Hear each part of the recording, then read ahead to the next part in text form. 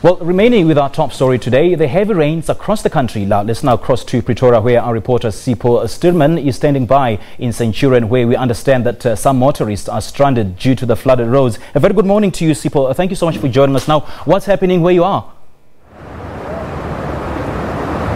Well, a very good morning to you, Simpwe, there, and our viewers at home. We are on West Avenue here in Centurion. Now, this is a route that leads to the N1, joining N1 to Johannesburg. And of course, either you are leaving from the Pretoria side going to Johannesburg, or either you are coming from Johannesburg coming towards Centurion. Now, this is the route, West Avenue. So it's quite popular. It's always busy in the mornings in terms of traffic with commuters going to their various work places. And of course, just a few kilometers away from here, we have the Gauteng station. So this is just a very busy route. And what has happened here, this route is on a low-lying field. And what has happened here, there's a low-lying bridge, and that bridge, of course, is now over-flooded, leading to some motorists being stuck. And I'm sure you can see the camera there. There is a white vehicle there and a maroon one that are completely stuck there, engulfed by the flood waters. Of course, we also have some taxi minibuses there that are also seemingly stuck. You will know that there's also Centurion Mall and a lot of commuters coming from Tembisa and surrounding townships who work by the mall. They use a lot of taxis to get to their various workplaces. So this is a route that is normally busy. And of course, now, due to these floods, a lot of motorists are now stuck. As you can see, there is a minibus there that is trying to make a turn. And what has happened since the morning is that we've had a few traffic officials, which I thought actually we should have had more, because there's only about 2 here, and they've been struggling to control the situation. They did try to barricade the road earlier on, but motorists who are still pushing ahead and ignoring the safety concerns decided that they're going to go through. And they removed those barricades that were put by these traffic officers. Hence, I'm saying that perhaps we might have to talk to authorities to perhaps ask why there isn't a bigger deployment here, because these 2 officers that are here, they have their hands very full. Motorists are frustrated. They've been stuck in traffic since 6 a.m. I was here quite early on as well, taking some cell phone footage. So it's been a frustrating morning for most motorists, but certainly traffic officials have been asking motorists to be patient and adhere to safety concerns. But right now, that's not happening. There's a couple of motorists that are taking risks, and we do have some traffic cops trying to tell them to just make U-turns and turn around and go to places of safety. But certainly we don't know of any injuries right now. The traffic cops that I spoke to, they said that 3 motorists were stuck, but they've been rescued from those vehicles. So it's just the vehicles themselves that are stuck on the road there. Simpure. All right, Sipho, thank you so much for joining us. We'll certainly be in touch with you a little later on in the show. And remaining with that story, we joined in studio by the City of Johannesburg Emergency Management Services spokesperson, Robert Mulauze. A very good morning to you, Robert. Thank you so much for joining us. I've just seen the situation in the Centurion area is absolutely diabolical. Yeah. So how bad is the situation on the roads? Yeah, it is bad. Most of the roads throughout the city of Johannesburg were flooded from last night, since we know that the rain have been raining overnight. We've had a bridge in Koppen Road just before Sunning Hill Hospital, which was flooded last night. We had Gordon Road in Florida, which was also flooded. And we also had a number of informal settlements.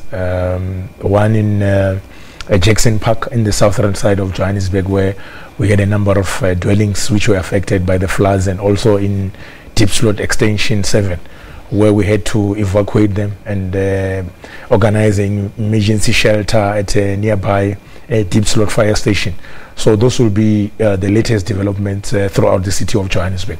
And one would expect that with a situation like this, one would expect a huge contingent of safety officers or whosoever is responsible for this. Why isn't this the case? Yeah, in most of the roads, especially in the morning and in the afternoon, it's chaotic, because everybody wants to get to, home. So this is a destination. So you find out that even if we have we barricade some of the roads, and then maybe those roads are flooded, you still find, like we saw in the footage there, motorists trying to take a chance to cross those areas. So it's a challenge for us. That's the reason why we try and urge our motorists to refrain from attempting to cross these areas, because they actually make the situations to be chaotic for us, because now instead of concentrating on the other areas, we have to try and rescue them. So, and of course also our residents in the informal settlements also, they will be the hardest hit. That is the reason why we also monitoring those areas to make sure that if there's a need for us to maybe evacuate some of them, we can be able to do so.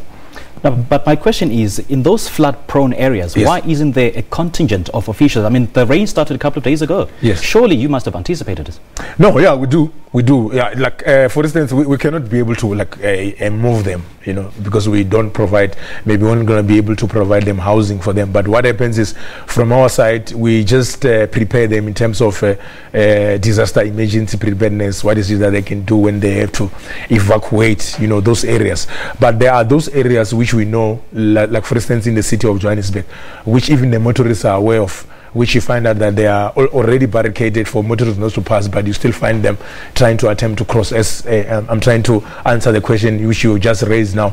So I think it's that relation working together between us and as authorities and also our motorists out there.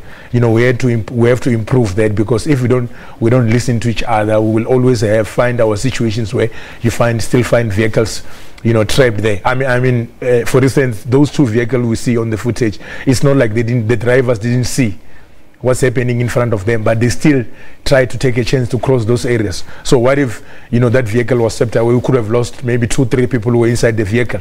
So we cannot do it alone, and we have to work together to make sure that we prevent some of these incidences. I certainly hope we're not playing the blame game here. No, we're not. Which areas should motorists avoid the most? Yeah, there are flood-prone areas, like for instance in the city of Johannesburg, areas like Voetkoppen Road in Polshof, New Canada Road, and also Klip Valley in Soweto, just next to VW area.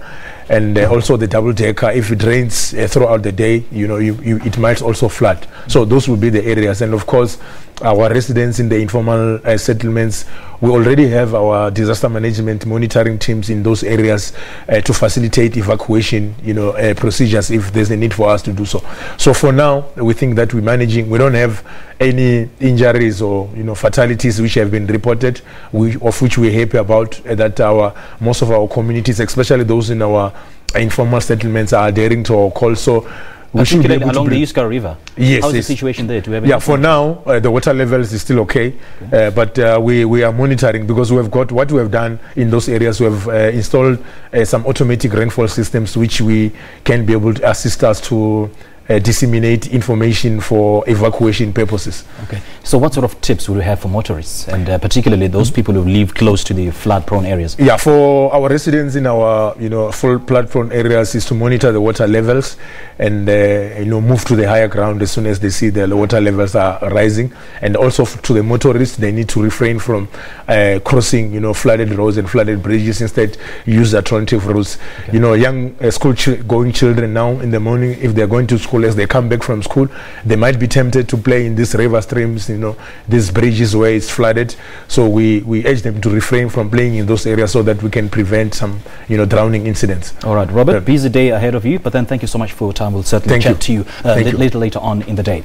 That is a City of Johannesburg Emergency Management Services spokesperson Robert Mulawuzi. And for more updates on how our roads are looking across the country, we joined on Skype by our traffic reporter Rob Burner. Very good morning to you, Rob. Thank you so much for joining us. Now, we understand that there are flooded bridges across Gauteng. What do we know so far?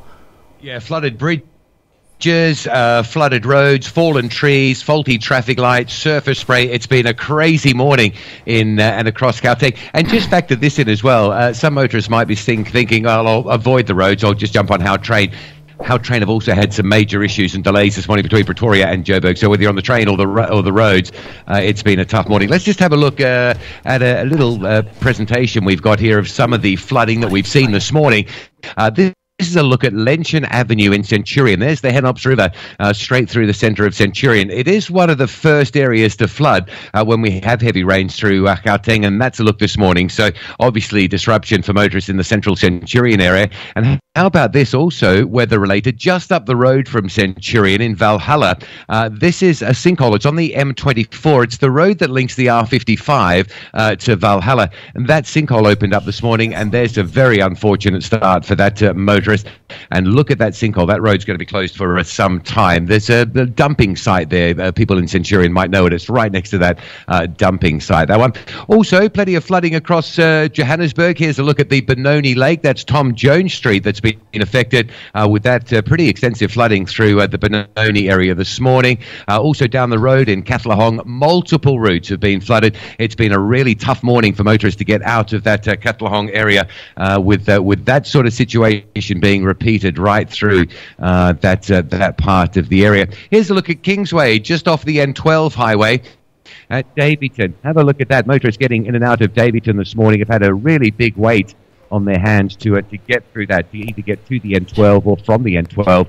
Given that flooding. And of course, one of the other areas that always floods in Joburg is Witkoppen Road. Here's a look at the low-level bridge in Sunninghill between Bowling Avenue and Rivonia. So, see, they're not passable. And we would urge caution motorists not to try and attempt to pass through low-level bridges where there's water like that. It's very, very practice. Just take the bridge and stay safe. That's the latest look at what's happened on the roads in Gauteng this morning. Back to you, Simpiwe. Rob Beasy, thank you. Thank you so much for your time. That was a traffic reporter, Robin, and those visuals are absolutely spine-chilling. All right, let's move.